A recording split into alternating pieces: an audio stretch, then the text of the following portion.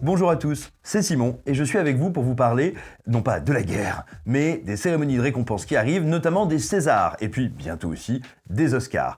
Et il se trouve que lorsque nous enregistrons cette vidéo, nous sommes à quelques heures de la diffusion en direct, donc de cette cérémonie qui récompense le cinéma français en général et les divers métiers, corps de métier et talents qui s'y expriment continuellement. Et on avait un petit peu envie de se poser la question, pourquoi c'est-il qu'on n'en a rien à taper ? Parce que, oui, c'est une vérité, que ce soit les Césars, mais aussi les Oscars, et vous allez voir que le raisonnement qu'on va dérouler, je pense, peut s'appliquer assez bien aux deux cérémonies. Il se trouve que de moins en moins de gens les suivent, de moins en moins de gens s'y intéressent, et on avait envie de se poser un petit peu la question de comment ça se fait.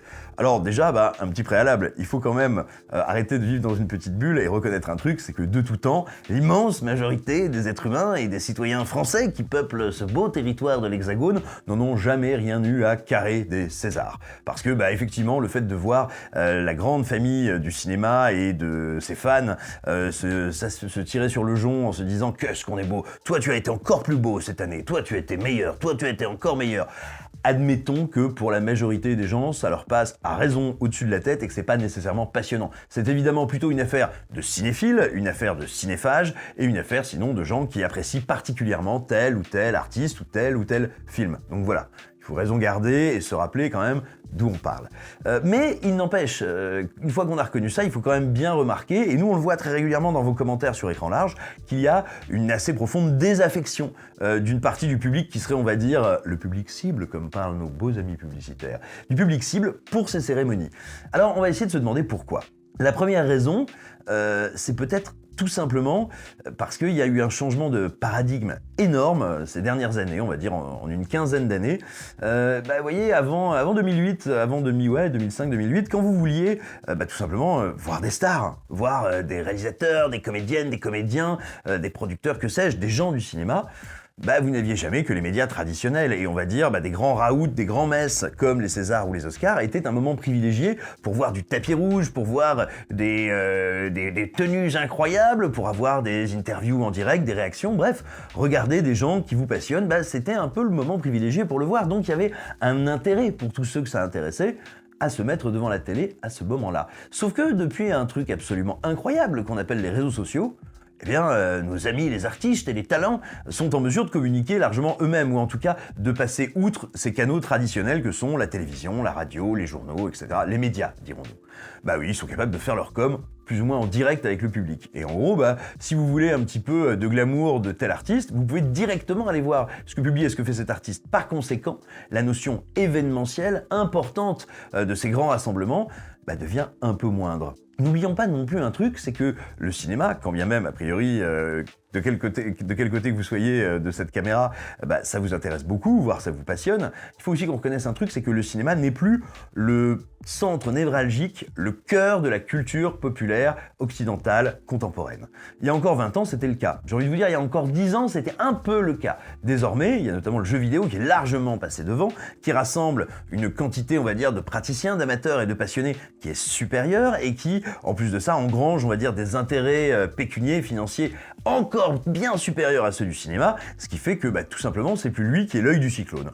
C'est pas grave, c'est la vie, c'est l'évolution des formes, des médias, des cultures, il s'agit pas ici de le dénoncer, de dire « Ah, quelle horreur, on en souffre, machin », mais donc, par définition, une grande cérémonie de récompense du cinéma n'a plus le même éclat et le même sens quand le cinéma n'est plus au cœur absolu de la vie culturelle. Or, il est pas loin derrière, faut pas déconner, ça reste toujours une des pratiques culturelles les plus partagées aujourd'hui en France, donc bien sûr, c'est pas loin derrière, mais ça participe aussi du fait d'en ternir, sinon l'éclat, en tout cas la capacité à tout de suite rejaillir.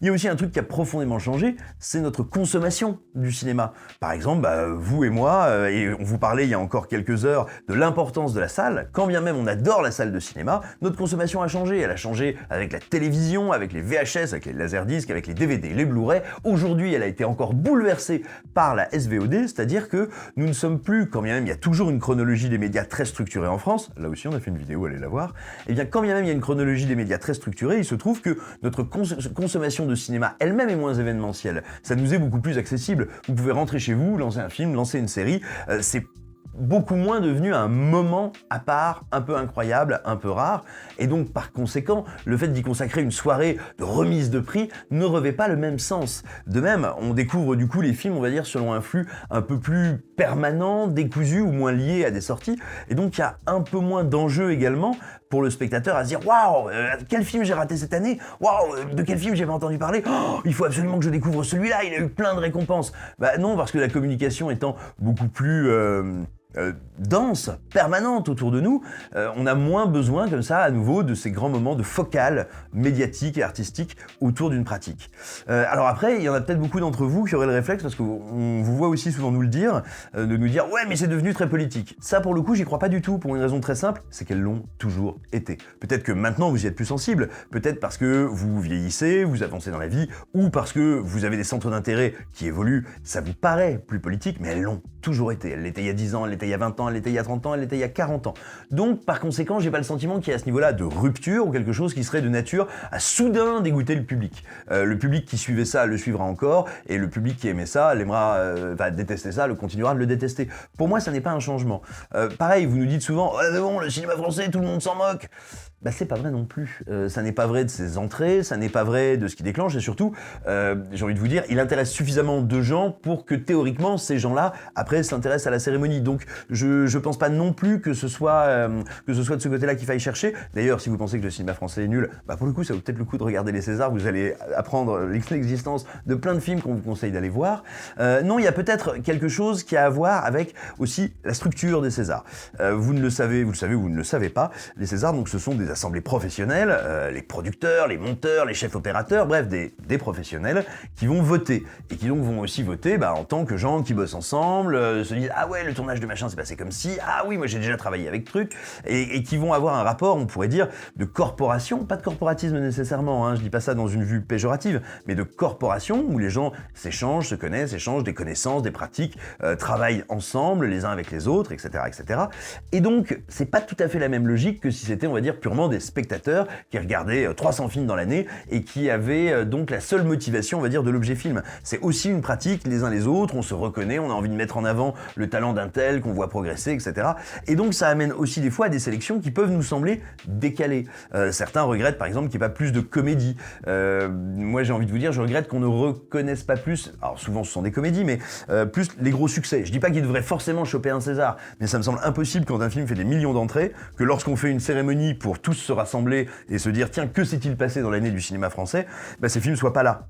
De même, on sent qu'il y a peut-être un côté, je sais pas si conformiste est le mot, on va dire un peu prudent, un peu tiède. Par exemple, Titane, vous en pensez ce que vous voulez de Titane. Je vais pas vous dire si c'est bon ou mauvais, vous voyez, je suis pas là pour vous convaincre et vous redonner une critique ou une opinion. Mais moi je trouve ahurissant qu'un film français qui a eu la Palme d'Or soit pas au moins plus mis en avant par les Césars.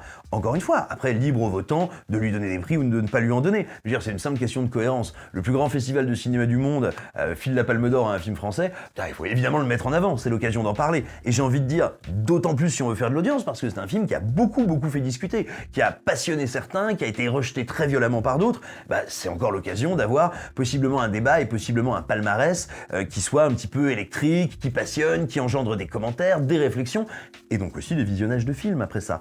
Donc voilà, ça je pense c'est peut-être plus quelque chose qui est susceptible de repousser un peu les gens. Mais ensuite, voilà, je pense que ces cérémonies, pour tout dire, elles sont vouées sinon à disparaître, en tout cas à se resserrer énormément et finalement peut-être à n'intéresser plus que les cinéphiles, pas les gens qui vont venir chercher du strass, des paillettes, des stars, parce qu'ils pourront en avoir partout ailleurs. Pour ce qui est de découvrir des films, ils peuvent les découvrir partout ailleurs, mais donc les gens qui se passionnent pour la photo, le montage, le mixage son, etc. Et les décors, les costumes, bref, tous les aspects, toutes les facettes du cinéma, et qui peuvent être mis en avant à cette occasion, à l'occasion de ces grandes cérémonies. Et c'est pour ça aussi que je me dis, alors c'est moins le cas des Césars que des Oscars, parce que les Oscars, eux, là, ils ont carrément décidé de ne plus retranscrire certains Oscars techniques, et les Césars, on va dire, ont tendance à accélérer un peu ces parties-là, et à peut-être, me semble-t-il, ne pas assez les mettre en avant. Je pense qu'il faudrait énormément les travailler, alors pas du tout dans une optique pour dire, c'est la noblesse du cinéma, parlons de tous les aspects du métier. Non, parce que c'est pour un truc très simple, j'ai envie de dire, stratégique. Vu que probablement ces cérémonies vont au fil du temps intéresser principalement, non pas les spécialistes, mais les passionnés, les cinéphiles, autant donner aux cinéphiles ce qui les passionne. Et les cinéphiles sont a priori plus intéressés par ces questions-là. Qui a fait tel montage, qui a fait telle lumière, qui a fait tel mixage son, qui a fait tel costume et tel décor. A priori, ils vont plus se passionner pour ça plutôt que qui a fait la blague la plus sympa sur le tapis rouge. Donc voilà, il me semble que ces cérémonies, elles ne sont pas mourantes en réalité, elles sont en train de muter, et si elles veulent continuer d'exister, leur sens doit plutôt aller en acceptant une certaine forme d'humilité. Elles vont devenir moins grand public, et c'est pas forcément une mauvaise chose, et tout simplement d'aller parler plus directement aux cinéphiles. Voilà, ce sont pour toutes ces raisons qu'à mon avis, on est bien nombreux à ne plus rien en avoir à carrer, ou presque, des Césars et des Oscars, mais il n'est pas dit que ça ne change pas si ces cérémonies n'évoluent pas dans le sens qu'on évoquait un peu plus tôt. Voilà, nous sommes devins et nous faisons de grandes prédictions, c'est magnifique.